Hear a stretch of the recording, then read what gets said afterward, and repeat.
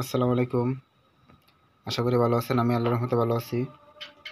তো গত ভিডিওর মধ্যে দেখাইছিলাম যে আমার যে লার্ভাগুলো রাখছিলাম বিটলের, এগুলো এরকম বাঁকা হয়ে গেছিলো। তো আজকে এই লার্ভাগুলো পিউপা হয়েছে, যে এরকম পিউপা হয়েছে এই লার্ভার থেকে। আজকে এসে কি আপনার 28/10/2025, 8 দিন।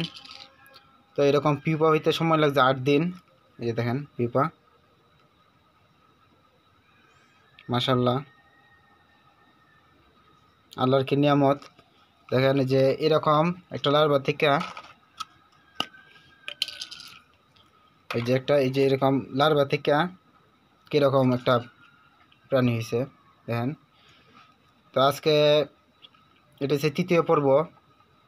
তো এটার থেকে আরেকটা যে আপনার বিটলের মাদার হবে, এই পিউপাটা থেকে একটা মাদার হবে। তো পরবর্তীতে এই পিউপার থেকে কিভাবে মাদার হয় সেই ভিডিওটা দেখাবো। তো আজকে এ পর্যন্তই। আমার জন্য দোয়া করবেন, আর ভালো লাগলে অবশ্যই একটা লাইক দিবেন, আর ভিডিওটা ভালো শেয়ার করে দেবেন বেশি করে। তো আজকে এই পর্যন্ত। আসসালামু আলাইকুম।